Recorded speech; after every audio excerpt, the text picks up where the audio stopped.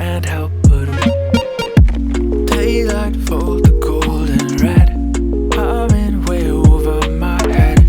Hey everybody, how's it going? If you're new here, thanks for checking out the video. It's great to have you. Today, I'm going to be showing you around the studio, giving you a full tour of all of my setup, the equipment, and diving into some detail about how I use it to optimize workflow and productivity. I'm also excited to be opening a giveaway with FL Studio, and all the details on that coming up in just a moment. Before I dive into the giveaway and the tour, I want to speak on why I chose what I did for my setup. I had a pretty specific criteria in mind every time I was looking to get something for the studio. My main focus is creating my own music and music videos, and then creating high quality videos for you about my creative process. So everything was geared literally towards optimizing that. Within the music, audio, and producer world, it can be very tempting to go totally over the top and think that you need way more than you actually do to create something professional and enjoyable. Now, don't get me wrong, if you can and you want to have loads of gear and you're not on a budget and you're just looking to have fun, then go for it. For those of you that are on a budget and looking to do more with less, there are definitely great ways to do that and still have a high quality setup. A setup is also something that definitely evolves over time and takes quite a lot of time to build up. So stick at it, trust the process, and it will just keep developing over time. The criteria I had was high quality,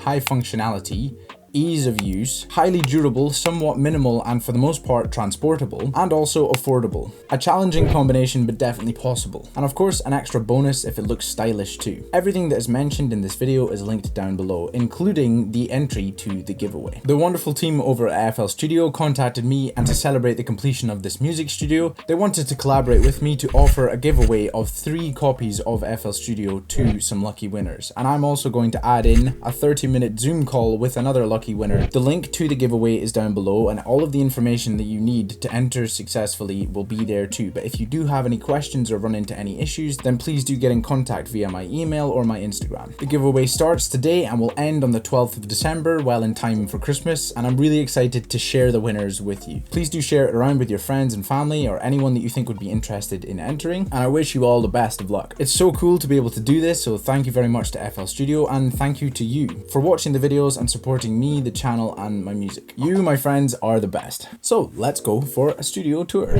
I'll leave a link to the studio build video that explains in full detail how we got to the point that I'm going to continue from, which is a cool looking desk with a load of cables. All I needed were some sticky things from Amazon to get all of the cables and plugs off of the ground and looking nice and tidy. And they were sticky, but they're not that sticky, so I had to use a lot of them. One of the benefits about having a plywood wall was that attaching guitar holders was very simple and easy, and they actually hold incredibly strong. I got myself a pair of high quality Hercules hangers. It also has this weight driven spring mechanism system thing that closes in front of the guitar when you hang it, and it looks cool. I decided I wanted to make these as decent as possible because the last thing you'd want is your precious guitar crashing to the ground and smashing. This is my only electric guitar. It's a Pacifica, and it's actually covered in cracks and struggles to stay in tune, but it's the only one I've got, and it's served me well so far. Hopefully I will get an upgrade in the future so that I'm more tempted to put more electric guitar on the tracks, because I just love the way that it sounds, but only if it's actually in tune. One of the nicest instruments I have is a set of vintage bagpipes, which I've been using to save up for everything else that I have in the studio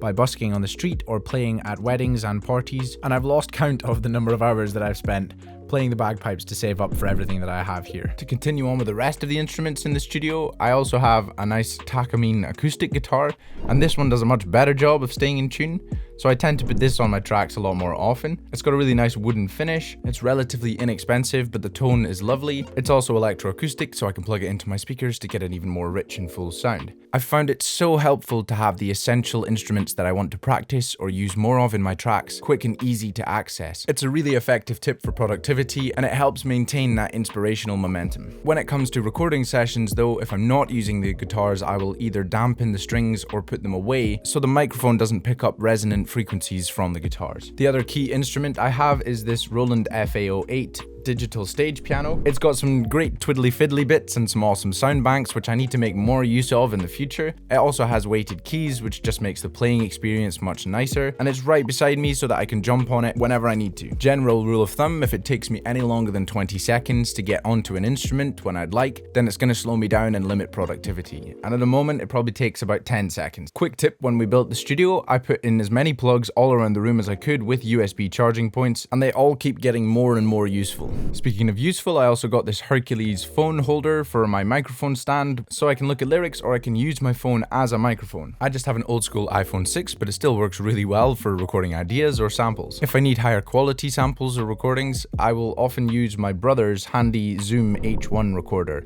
It has a lot more functionality than the iPhone and the overall quality is much higher, and it's great for getting things like Foley and everyday noises. I can also get quick recordings of the upright piano that we have inside, and the speed and portability is ace.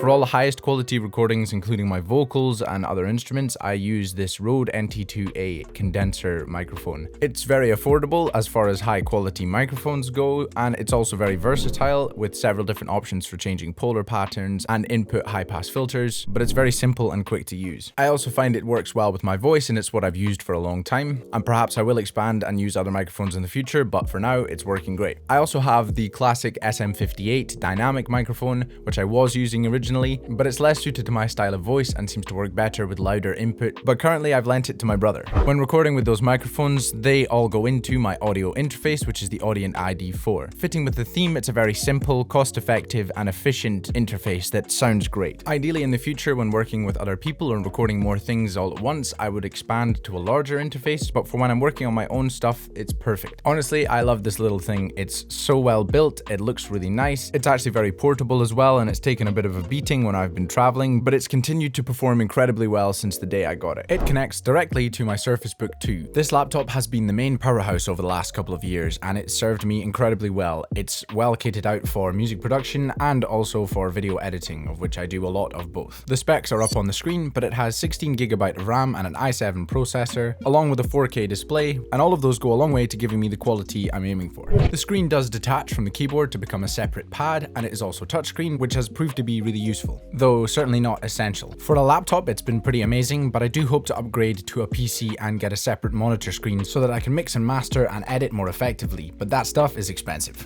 I'll get there one day, I'm sure, but one of the underrated benefits of working with limited machinery, it's forced me to be really smart about the plugins I use and the software that I run so that I only use what's essential. This enforces really good habits like exporting audio to WAV files and not getting stuck in tweaking land using far too many plugins. It's also pushed me to use the plugins that I do use to the max and really understand them so that I get the most out of them. And when I do eventually upgrade, I'll be thankful for all of that. I recently upgraded to this RS Tech USB-C input port, which has been essential to keep everything running. It's easy to use and very high quality with little buttons to turn each of the inputs on and off, and lots of room for expansion, which I'm very likely gonna need. I use this to connect things like my mouse, my MIDI keyboard, and any external storage that I have, but my audio interface and my SSDs, which I need to run fast, connect directly into the computer to increase the quality of connection. Speaking of SSDs and external storage, if you'd like me to make a video in the future about how to save backups and different storage options, of which there are very many, leave a comment down below. Keeping the key criteria in mind, I went for 2 separate hard drives for external storage that I don't usually work from. I just use these to store my files, and I can save regular backups because I don't want to be losing my work. The main one being this LaCie rugged 5TB drive, which you can apparently drive your car over and probably put in water, but I'm not gonna run that test.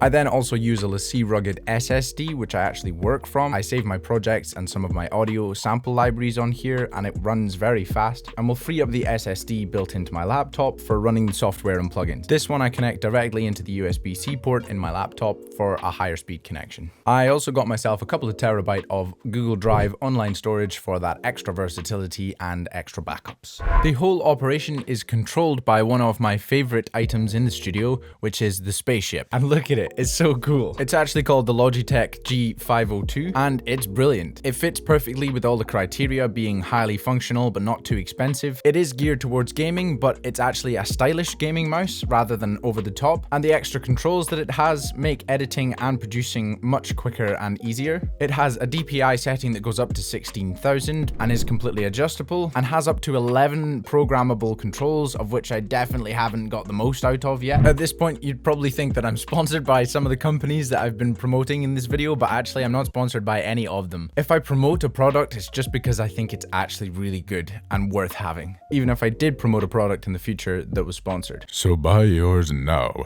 The link is in the description and there are no terms and conditions because it's just me, Kobi, telling you that it is the perfect thing that you need to be a wonderful producer. Don't forget to like this video, hit the notification bell, leave a comment, send me a message on Instagram, show this video to your mother and send it to your dog. Anyway, back to the mouse. Having a high quality mouse is actually something I completely underestimated the value of. Originally I was just using a relatively cheap mouse that I got off of Amazon that wasn't too bad, but comparing it to this, my workflow, my speed, productivity, and precision has just increased massively. And it made me realize that although I use all of the equipment very often, I am always using the mouse and probably clicking thousands of times a day. So if I can speed those up each time just by a fraction of a second, that adds up massively over the space of a week, a month, a year. So long story short, it's definitely worth getting yourself a decent mouse. Unless you really need it to be wireless or you can easily afford it, just get one that works really well with a wire. A full-size mouse mat also goes a long way because you've got a lot more room to move your mouse around on the desk and everything just runs smoother. The Nicest V Mini is a very simple MIDI controller that I've got that doesn't have loads of bells and whistles. It really just does what I need it to. I can plug in a couple different MIDI notes, it's got a couple different pads for testing drum sounds and a few different knobs for changing parameters. It's simple, portable, compact, and I really push it to its limits.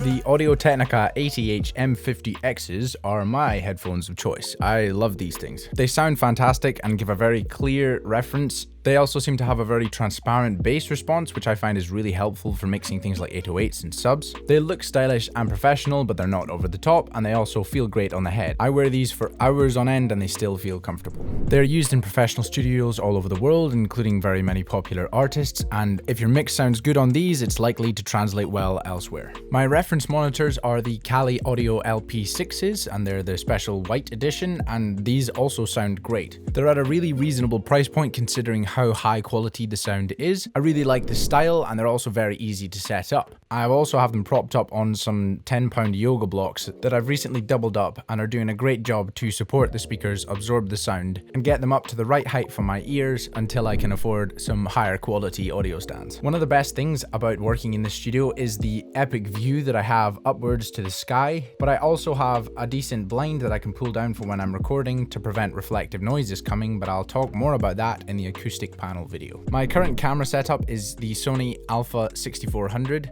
and this is my main and only camera, although sometimes I will use my brother's camera and some of his lenses as well, which is the Sony Alpha 6000. This camera seems to be an epic all-rounder. It's great for high quality, but it's very portable, it's easy to use, and relatively inexpensive. I film everything with this, including beat breakdowns, vlogs, and music videos, and it has that essential feature of the screen being able to flip up so that I can see what I'm doing when I'm recording videos by myself. I use the main kit lens that it came with, but I also use lenses like this one, which is a wide-angle prime lens that is my brother's. My brother and I share quite a bit of our different equipment because we work closely together, and it just makes sense. I really love my Osh. He's very high quality, very reliable, and highly efficient. Great for increasing productivity and all-round vibes, and I would definitely recommend getting one of them if you can, but I couldn't find any left on Amazon or online because He's limited edition. I have a few camera accessories like this Steadicam that help increase the quality of my videos for you all, but I usually like to do more with less. I have this one video light that is more on the expensive side but is extremely high quality, gives me a wide range of colors at a wide range of brightnesses, has a really long lasting battery life, and is built like a tank. It was tempting to go for cheaper versions of these and get quite a few of them, but instead I opted for get one that's really high quality and use it to the max. To top it all off and to complete the finished look for the studio, I also got some simple LED strip lights that I fitted to the back of the desk and around one of the acoustic panels. These can be controlled by the little cool controller that everyone gets with these, or your phone, or even voice control. Thank you so much once again for checking out this video. I wish you the best of luck for the giveaway. I look forward to hearing from you all. It's great to see so many new people engaging with the videos, and I love and appreciate all of the comments and interaction from any of you. It's all exciting stuff, and I can't wait to share more with you. And you can probably click on another video just now, but until then, bye. But I can't help but daylight for